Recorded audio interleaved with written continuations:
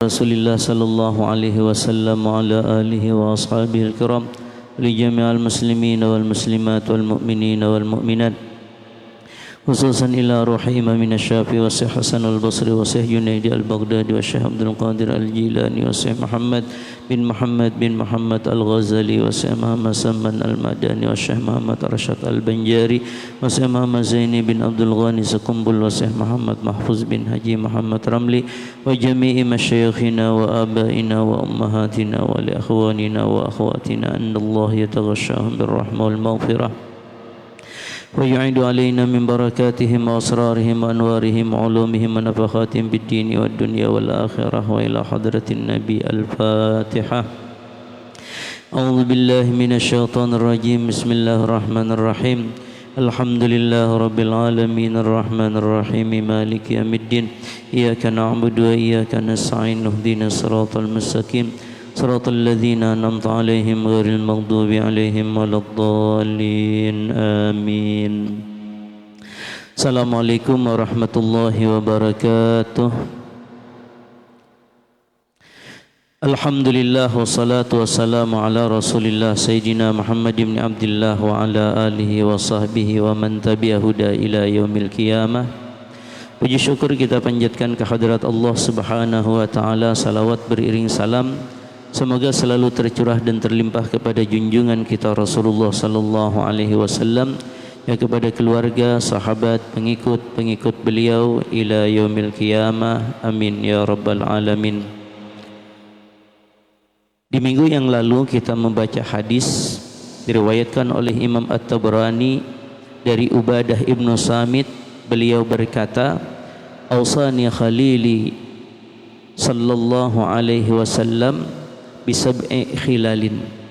Telah berwasiat kepadaku kekasihku Rasulullah sallallahu alaihi wasallam dengan 7 nasihat. Yang pertama, kata Rasulullah sallallahu alaihi wasallam, la tusyriku billahi syai'a wa in qutti'tum aw khurriktum aw sullibtum. Jangan sampai kalian itu menjadi orang yang musyrik kepada Allah. Jangan sampai jadi orang murtad, sekalipun kalian itu badannya dipotong-potong, sekalipun kalian itu tubuhnya dibakar, sekalipun kalian itu dibunuh dalam keadaan disalib. Orang murtad sebagaimana sudah kita ceritakan sebelumnya, kalau sudah keluar dari Islam itu jauh lebih besar dosanya daripada orang kafir sekalipun. Sudah kita bahas juga di dalam fikih, orang murtad itu gak ada kewajiban apa-apa bagi kita. Kita buang sekalipun gak jadi masalah. Tidak ada kewajiban memandikan, tidak ada kewajiban mengkafankan, tidak ada kewajiban mensalatkan, bahkan hukumnya haram kalau kita mensalatkan. Kalau menguburkan memang tidak wajib, tapi kalau kita mau menguburkan ya boleh. Kemudian yang kedua, kata Rasulullah sallallahu alaihi wasallam, wala tatrukus salah ta'ammudan faman tarakaha muta'ammidan faqad kharaja minal millah. Jangan sampai kalian itu meninggalkan salat dalam keadaan sengaja. Siapa orang yang meninggalkan salat dengan sengaja, maka berarti orang itu sudah keluar dari agama Islam. Berarti ini kalau ada orang murtad itu secara terang-terangan, ada juga orang yang murtad itu karena meninggalkan sesuatu yang Allah Subhanahu wa taala perintahkan. Dan tidak ada satupun dari ibadah ini yang kata ulama orang meninggalkan itu lalu dihukumkan kafir kecuali salat. Di minggu yang lalu sudah kuceritakan juga bahwasanya orang yang dihukumkan fakat kharaja minal millah, orang yang dianggap keluar dari agama itu kalau dia beranggapan bahwasanya salat itu tidak wajib kepada dia. Tapi kalau selama orang itu masih beranggapan salat itu wajib, orang itu belum keluar lagi dari agama. Berarti orang itu cuman fasik. Maka kita harus membedakan Orang yang tidak sembahyang itu gara-gara beranggapan sembahyang tidak wajib, atau orang yang tidak sembahyang itu dilatar belakangi karena malas. Kalau beranggapan tidak wajib maka hukumnya murtad, maka berlakulah apa yang terjadi kepada orang-orang yang murtad. Haram hukumnya kita mensalatkan kepada dia. Tetapi kalau orang yang meninggalkan salat itu dilatar belakangi karena malas, maka orang itu tidak murtad, berarti orang itu fasik. Kalau orang fasik, kita masih dibolehkan untuk mendoakan kepada orang yang fasik. Kemudian yang ketiga, wala tarkubul ma'siyah fa innaha sukhtullah. Janganlah kalian itu menunggangi, janganlah kalian itu mengerjakan kemaksiatan.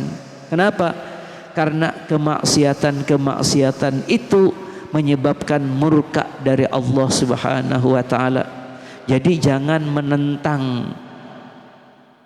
Jangan pernah kita itu beranggapan bahwasanya tidak apa-apa, dosa ini dosa kecil aja, nggak jadi masalah. Belum tentu. Boleh jadi karena dosa kecil orang lalu dimasukkan Tuhan ke dalam neraka. Boleh jadi. Kalau di dalam hadis ada perempuan yang rajin sholat tetapi ngurung kucing. Kucing yang dikurung itu tidak diberi makan sehingga kucing itu mati. Kalau kata Nabi, kalau seandainya kamu mau melihara kucing ya silahkan, tapi dikasih makan yang bagus. Tapi kalau memang gak mau kasih makan, ya sudah, lepaskan aja biar dia cari makan sendiri. Gara-gara seperti itu aja orang bisa dimasukkan Tuhan ke dalam neraka. Bagaimana kalau yang dikurung itu misalnya manusia, gak dikasih makan sampai mati, apalagi disiksa dan lain sebagainya, itu tambah luar biasa. Maka jangan menganggap remeh sebuah kesalahan. Kalau sudah terlanjur melakukan kesalahan, Bang, kalau sudah terlanjur melakukan kesalahan, ya bertobat. Sebesar apapun kesalahan dan dosa-dosa kita, itu kalau kita bertobat ya pasti diampunkan oleh Allah Subhanahu wa taala. Yang Allah menyuruh kepada Nabi Muhammad, qul ya ibadiyalladzina asrafu ala anfusihim la taqnatu min rahmatillah innallaha yaghfirudz dzunuba jami'a. Wahai hamba-hambaku. Jadi Allah itu menyuruh, qul, katakan oleh engkau hai Muhammad, ya ibadiyalladzina asrafu. Allah masih memanggil dengan kalimat wahai hamba-hambaku. Hamba-hamba yang mana? Yang asrafu, yang hamba-hamba itu yang melampaui batas. Apa kata Allah? La taqnatu min rahmatillah. Jangan pernah putus asa dari rahmatnya Allah. Kenapa? Innallaha yaghfirudz dzunuba jami'a. Karena Allah Subhanahu wa taala itu mengampuni semua dosa. Jadi kita itu kalau belum melakukan dosa, jaga diri baik-baik supaya jangan melakukan perbuatan dosa. Tapi kadang-kadang terlakukan juga dosa itu. Ya, mau bagaimana? Kita manusia, ada nafsu yang selalu menggoda kita, ada syaitan yang selalu menggoda kita. Kadang-kadang manusia lalu khilaf. Nah, lalu Allah memanggil dengan kalimat yang lain, la taqnatu min rahmatillah. Ini juga sudah kita bahas. Kemudian yang terakhir yang kita bahas, wala tashrabul khamra fa innaha ra'sul khataya kulliha. Janganlah kalian itu minum khamar. Kenapa? Karena minum khamar itu ra'su kulli khati'ah. Itu puncak dari setiap kesalahan-kesalahan. Jadi kita itu dilarang minum khamar. Karena orang kalau minum khamar itu rusak akalnya. Kalau rusak akalnya, nanti yang diomongkan nggak bagus karena orangnya kada sadar. Dahulu sudah kita bahas, orang kalau mabok itu kalau ucapannya itu, karena orang mabuk itu adalah sebuah kesalahan yang disengaja, maka ucapannya itu tetap berakibat. Yang kemarin sudah kita bahas dahulu kala itu, Kata Rasulullah, salah satun jadduhu jaddun wa khazluhu jaddun. Ada 3 perkara, yang 3 perkara ini sungguh-sungguh dianggap sungguh-sungguh, main-main pun dianggap sungguh-sungguh. Nah, itu apa? Kata Rasulullah, yang pertama al-itqu, memerdekakan budak. Itu biar sambil bermain-main itu tetap dianggap bujuran. Kemudian an-nikah. Nah, orang nikah kalau inya walaupun niatnya main-main tapi komplit sudah. Ada suami, ada istri, ada wali, ada 2 orang saksi, ada ijab kabul. Itu biar begayaan jadi kawinnya itu, asal cukup persyaratan 5 ini. Jadi jangan coba-coba menyalami kawan, berkumpulan ke ini, lalu menyalami kawan, engkau aku kawinkan dengan anakku yang bernama siapa misalnya. Dasar bujuran ada anaknya yang itu ya. Misalnya Fatimah, engkau aku kawinkan dengan anakku yang bernama Fatimah dengan mahar 100 rupiah. Kan begayaan itu. Sakalnya jar kawan, ku terima menikahi anakmu yang bernama Fatimah dengan mahar 100 rupiah. Jadi ada kawan tuh jadi tuh, asal cukup persyaratannya 5 tadi. Ini dasar bujur bapaknya yang mengawinakan. Yang mengawini ini cukup juga syarat untuk kawin. Apa syarat untuk kawin? Kalau lelakian persyaratannya diantaranya jangan sampai berisi benih lebih daripada 4. Kalau sudah 4, kalau inya hendak kawin lagi kada boleh, karena itu kada cukup persyaratannya. Atau bibiniannya yang Fatimah tadi, Fatimahnya sudah belaki, kalau lelaki bibinian sudah belaki kada kau dikawinakan ya, kalau lah kada boleh, itu kada sah kawinnya. Tapi kalau inya masih bujangan kah, janda kah, tapi kada dalam keadaan iddah, ya jadi itu kawinnya itu. Nah, yang ada hubungannya dengan kita di sini apa? At-talaq. Yang ketiga itu talak. Orang kalau begagayaan pun waktu talak itu jatuh. Itu jatuh. Ini dari segi hukum agama ya. Kalau di pengadilan itu lain lagi nanti. Itu harus ada ini itu gugat dan sebagainya. Padahal kalau diucapkan itu sudah jatuh talak. Sama seperti orang nikah, kalau sudah ada ucapan engkau aku nikahkan dengan perempuan yang bernama ini, yang pokoknya cukup syaratnya, dengan sebab ada ucapan itu jatuhlah pernikahan.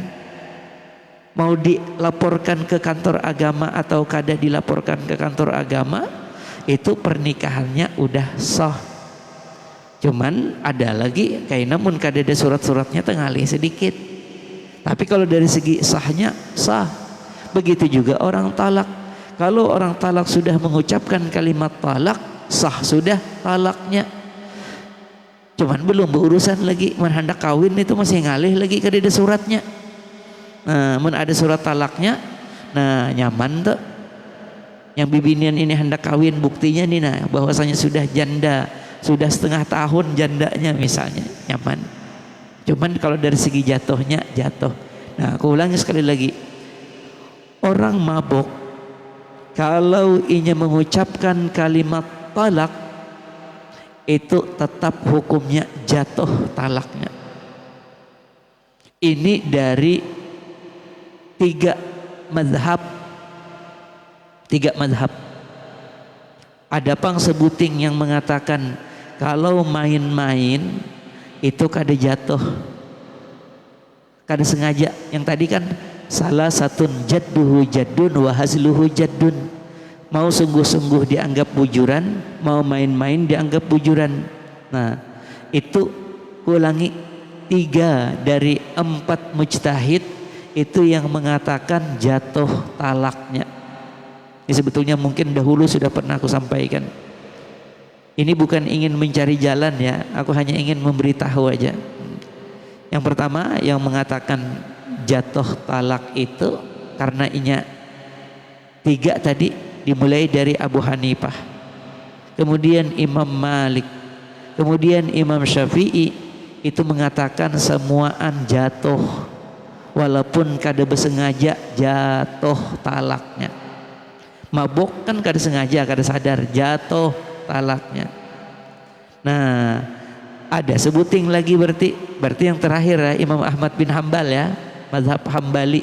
Nah, kalau mazhab Hambali ini kalau talak itu misalnya main-main, kada bersengaja, kada ada niat, orang mabuk termasuk diantaranya kada ada niat.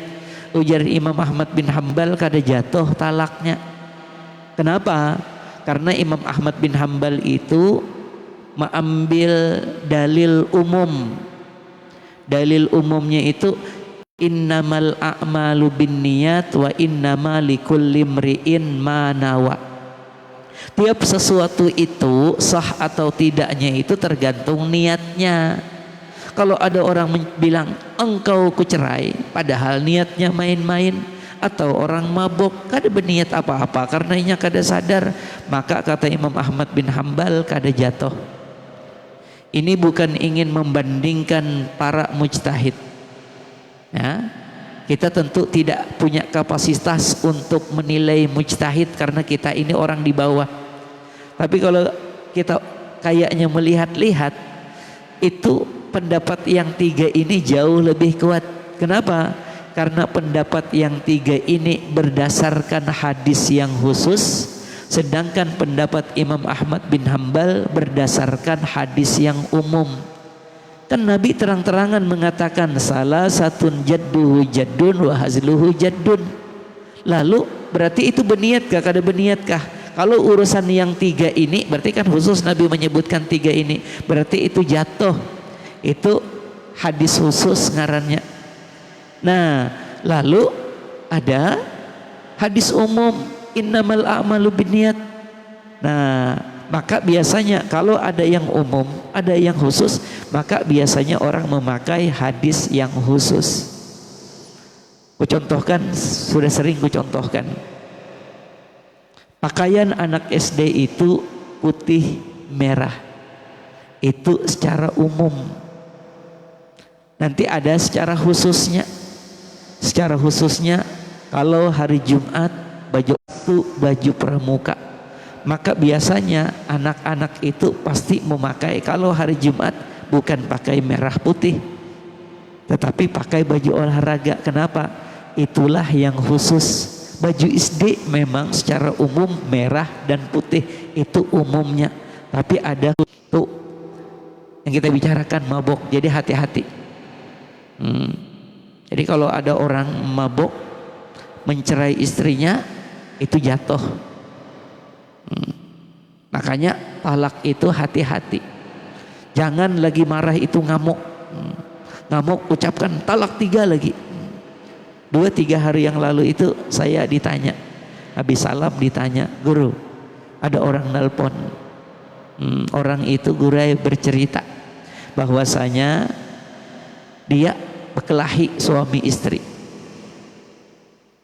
Istrinya yang dikelahi ini lagi hamil. Karena berkelahinya itu luar biasa rupanya, lalu suami itu mengucapkan kalimat, kamu ku talak 3. Langsung talak 3. Karena kegampangan, otomatis berpisahlah. Ketika sudah berpisah, melihat bini beganal hamilnya. Nah, lalu guru ajar hendak bebulik, lelakiannya hendak bebulik, yang menelepon tadi bibiniannya ditakuni hendak juga lawan lakinya pulang. Jadi hendak bebulikan. Jar kawan kita kayaknya ada hulu nakuni lawan orang yang paham, kira-kira ini bolehkah kadakah bebulikannya. Ya itu tadi betakun lawan aku. Jadi jarku orang kalau sudah talak 3 itu kada boleh lagi rujuk, kada boleh nikah bahasa agin, kada boleh lagi. Itu satu. Walaupun talaknya lagi mentalak bini dalam keadaan hamil, itu disebut dengan talak bid'i. Talak bid'i itu talak bid'ah. Kalau kita bilang ya, talak yang kada boleh. Walaupun kada boleh tetap gugur, tetap jatuh. Tapi hukumnya haram. talak itu secara umum halal, walaupun yang di dalam khutbah nikah itu abghadul halal indallah at-talaq, wajar, paling dimurkai dari sesuatu yang halal adalah talak. Memang talak itu secara umum halal aja, cuman Allah ada ketujuh. Nah, ada yang talak itu hukumnya haram. Kapan? Ketika istri hamil ditalak, itu talak yang haram. Atau ketika mentalak bini ketika bini dalam keadaan haid, itu juga haram. Walaupun haram, tetapi tetap jatuh talaknya, itu satu. Kemudian orang kalau sudah talak 3 nggak boleh rujuk, nggak boleh kawin lagi, kecuali bininya kawin dengan orang lain, lalu merasai punya orang lain itu, lalu ternyata kada cocok, habis kada cocok lalu cerai dengan suami kedua, baru kalau hendak berbulik ke laki yang mentalak 3 yang pertama itu baru dibolehkan. Kalau diupahi pangjar orang, kawini biniku yang sudah kutalak 3 itu, ingatakan semalaman aja jatah ikam itu gin memasukkan senjata, jangan lawas-lawas, dikit aja, asal masuk ujungnya aja, kan yang paling penting yang masuk hasyafah gitu ya. Habis itu cepat dicabut, oh jer masane, habis itu cerai. Misalnya kayak itu disebut dengan muhallil. Ya, orang yang diupahi itu disebut muhallil. Arti muhallil itu orang yang menghalalkan. Asalnya bebulik untuk bibinian yang talak 3 itu kada kawa, lalu dengan sebab orang ini jadi boleh, makanya ngarannya muhallil. Yang mengupahi disebut muhallilah, orang yang dihalalkan bagi dia. Tetapi nah ini pulang, secara fikihnya sah, ini secara fikihnya sah, tetapi secara pahala atau dosa orang ini melakukan perbuatan dosa. Jadi ternyata antara fikih dengan pahala atau dosa, atau antara fikih dengan dimurkai atau diridai, ternyata belum tentu sinkron, belum tentu pasti, belum tentu sesuatu yang sah lalu dianggap kada berdosa misalnya, atau sesuatu yang sah lalu masih dipastikan berpahala, belum tentu. Itu bab yang berbeda.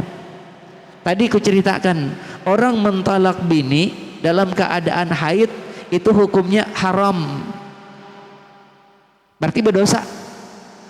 Walaupun kalau ditanya sah atau tidak sah, sah, berarti kan dari fikihnya sah.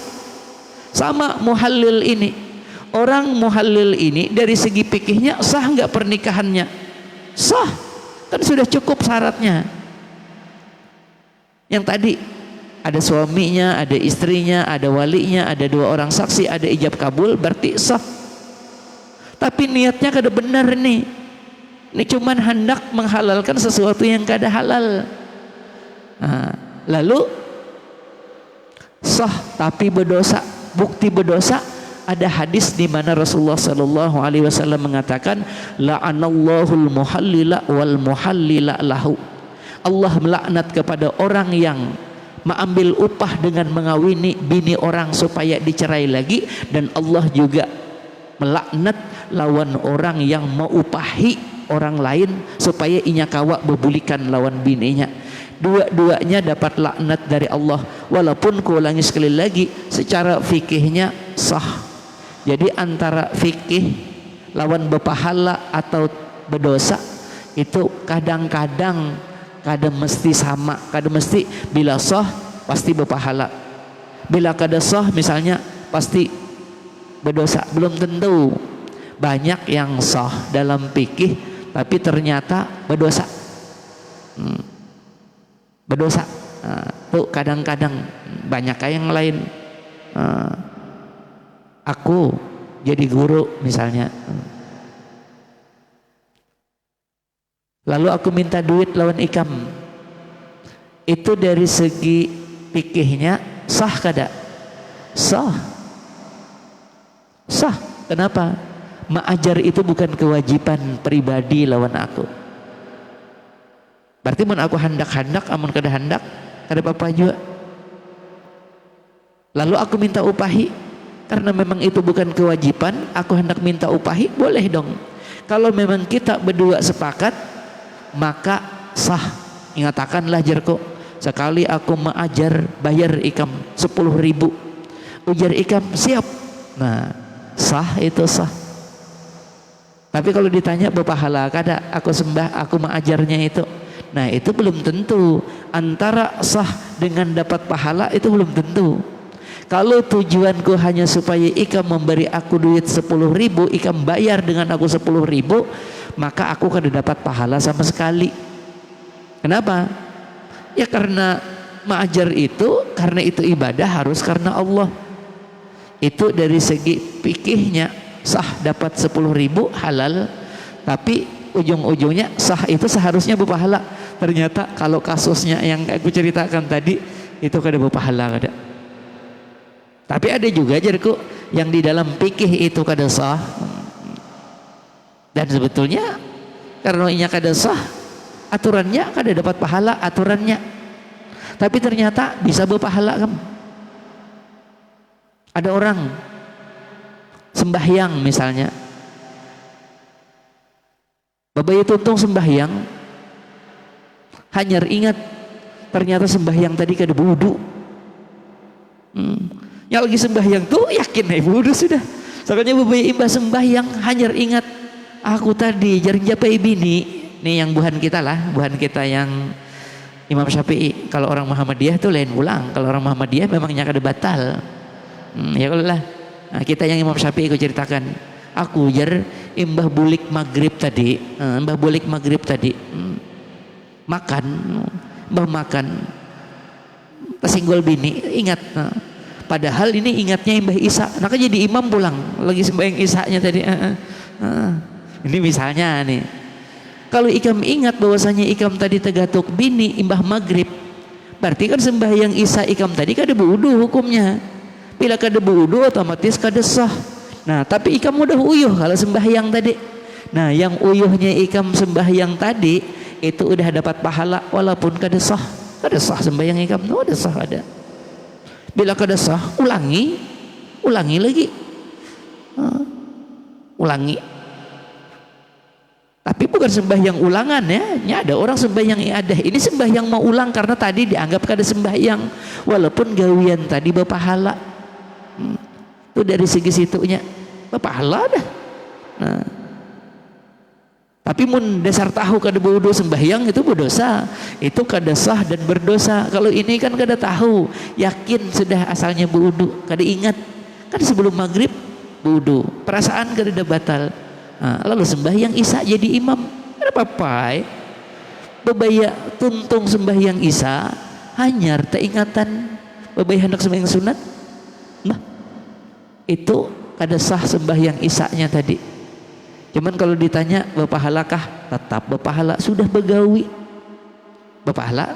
Itu yang jadiku antara pahala lawan sah atau kada sah itu kadang-kadang kada langsung pasti itu, kada langsung pasti. Nah, dan ikam kada perlu berpadah jadiku lawan makmum. Kalau yang sembahyang Isa tadi, aku tadi jadi imam kada wudu, itu kada perlu ikam berpadah. Kenapa?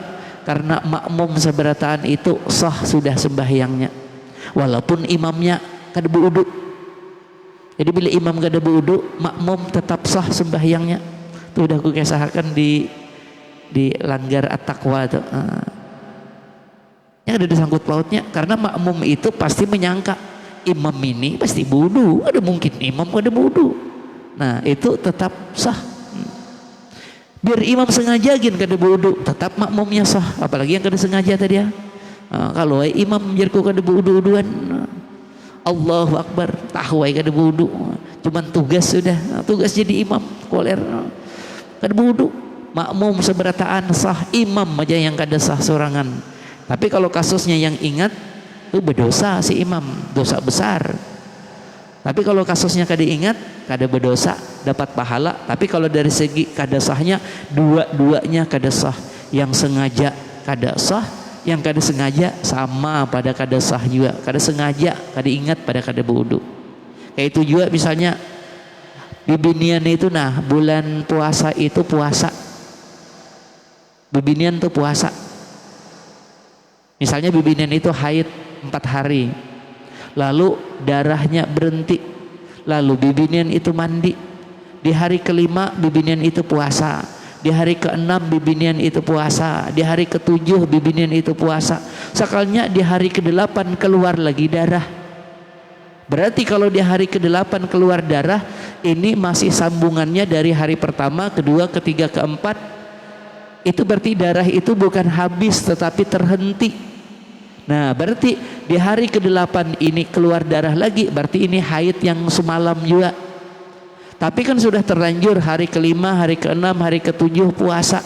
Padahal orang haid itu kada boleh puasa. Nah kan sudah mulai sahur sampai buka puasanya ini 3 hari dah. Berarti bibinian itu kuulangi puasa dalam keadaan haid. Walaupun kada keluar darah. Karena kada mungkin ini haid kedua. Karena jarak antara 2 haid itu paling kurang 15 hari 15 malam. Ini hanya 3 hari. Berarti ini sambungannya dari yang ini. Nah 3 hari yang puasa sudah, itu kada sah. Kenapa kada sah? Puasa dilakukan dalam keadaan haid. Walaupun kada sah, itu orang sudah susah payah, sudah teler, tetap dapat pahala. Yang puasa yang 3 hari ini bang, diulangi, diqadha karena itu dianggap kada puasa. Nah itu yang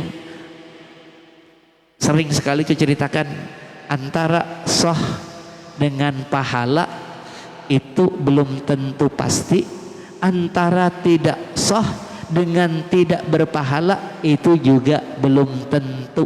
Bisa aja sah kada berpahala, bisa aja kada sah berpahala, bisa aja.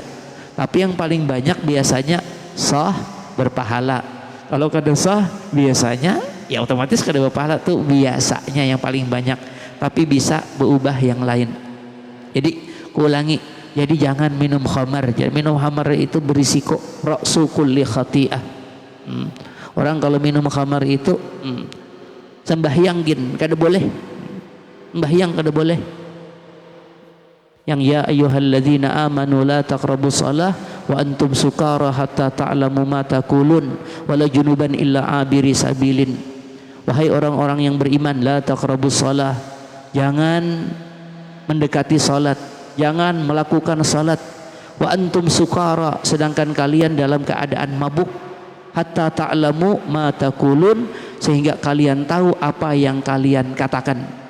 Ini sebetulnya ayat ini yang la taqrabus shalah wa antum sukaranya masih diambil, tapi bukan berarti kalau orang kada hendak salat boleh mabuk. Itu jerko ayat ini, ayat cerita tentang khamar itu, ada yang mengatakan khamar itu boleh sama sekali yang pertama. Kemudian khamar itu jerko boleh, tapi mudaratnya lebih besar daripada manfaatnya.